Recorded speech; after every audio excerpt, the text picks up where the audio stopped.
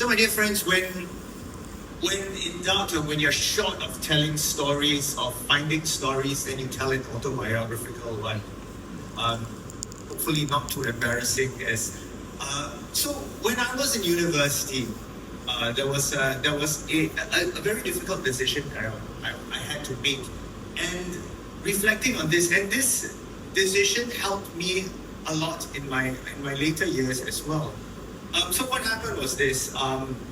So I was cast to in a very interesting play that was to be put up in a particular semester. But at the same time, I was also at that very moment also selected as a representative for an equally interesting overseas meeting. And what was particularly attractive about this overseas meeting was that all expenses were paid. Both were very good things, but the clash in the schedules, when I went to talk to both sides about this, both sides told me, you cannot do both, you have to choose one or the other. The play was held just after the meeting, and so if I wanted to be in that, I would have to forgo the meeting, because that would be a very intensive period of rehearsals. And the meeting also required me, if I had to attend the meeting, I would also be required to miss a lot of the earlier rehearsals, so I couldn't do both. Deciding was extremely difficult because both seemed to be excellent opportunities to learn in different ways. So in the end, I needed a way of choosing, and I didn't really know how to choose at that time, because both of them I really wanted to do both, but I could not. And so how I chose was, I learned of the news about the play about 1 or 2 days before I was given the news that I was selected to go for this meeting. So I said, okay, that one came first, so first come, first serve. No? So I did not, and rehearsals had already begun as well. So I did not know how to choose. So I needed some sort of at that time also I wasn't admittedly very religious, so I couldn't ask God, help me to choose. I didn't even do that. So discernment is difficult precisely because we often have to choose between good things. It's not choosing between good and bad. Discernment is about choosing what is good and what is better for us. And sometimes we want to try to have this criteria. God, give me a criteria so I can choose and evaluate. Today's gospel about the treasure in the field and the pearl of great price is all about discernment, because the decision to buy the field or the pearl would not have been done, would probably have come after some discernment. In making a decision, the person might have to consider the relative value of the treasure and of the pearl, the cost of the other alternatives. In economics, you call it, what is the opportunity cost of this? If one might be able to afford these purchases at all. And then we would come up with a criteria to assess and then evaluate these criteria before we make a decision.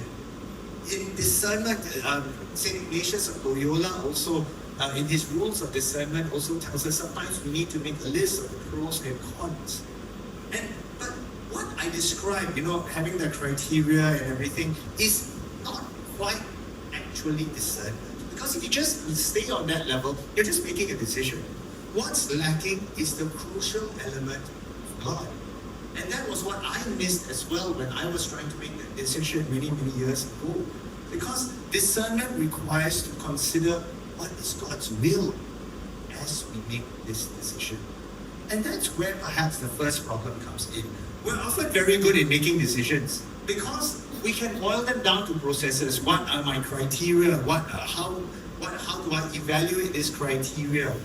But discernment is a very different cup of tea. A good example of how discernment should work is what we hear Solomon do in the first reading. He started from a position of humility. He came with self-awareness. I am very young. I have no experience. Showing us that discernment requires us to start from knowing ourselves. Who am I? What do I lack? And how God can fill in what I lack with God's grace. Second thing is, our desires. What do I desire? God, what do I desire? And God, what do you desire for me?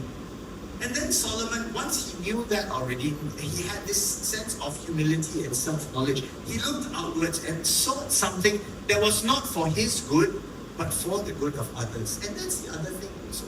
Discernment requires us to think not just about ourselves, but what happens to other people in our decisions. He chose not to be selfish, but chose out of the love of the community that he was to serve. So in discernment, love of God and love of neighbor come hand in hand. In some ways, my decision in the past, in that situation that I was talking about as well, also had a little bit of this, because I felt that I could not give up that what I was doing, because I was already working with other people, and if I did pull out, I would be letting the others down as well, the rest of the cast and the crew that was there. And so that's the first one, about what we need to do ourselves. But if we go back to the treasure in the field and the pearl of great price, we notice that the discernment there was not quite like, I think they go and do a lot of work, calculate and everything. It seemed quite instantaneous. That they saw the items of value and proceeded immediately to find ways and means to purchase them. St. Paul told the Romans in the second reading that God cooperates with all those who love him, with all those he has called according to his purpose. Discernment, my dear friends, is made easier if we have the love of God at the center of what we do, trusting that God's gentle hand will be with us as long as we continue to seek his will.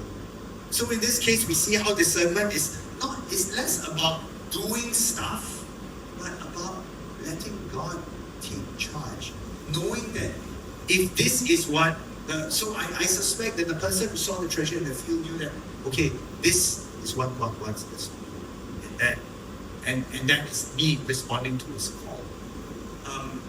Many people ask me, and this is one of the questions that I'm sure all priests and religious have in their lives. Why did you want to become a priest? Why did you want to become a Jesuit? What happened? What is it? And I just said, God called. That's it. I have no reasons. I cannot give a long list of personal reasons. Because this inspired me and everything. These all come later on. But the reason why I did this, why I'm here, is because God called, and I had no choice other than to respond to that call. It took me a long time, but at the end of it is that God called.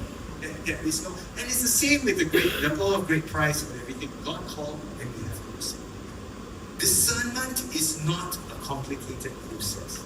In many ways, it's very much less about data, criteria, evaluation, but it's more about what Solomon did, knowing ourselves and listening to where God is in our lives and where God is calling us to. Doing this, knowing, just listening to that small voice of God would allow us to notice the small treasures that are already present in our lives. So we're not looking for that big treasure all the time.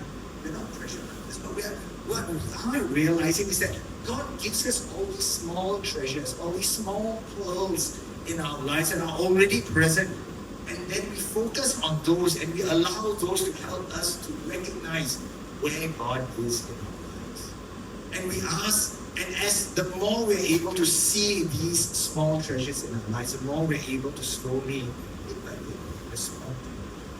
And so we ask for the grace to be able to discern well, to feel God's will, so as to choose always to love and serve the Lord in all those, in ourselves, in what we do, and through the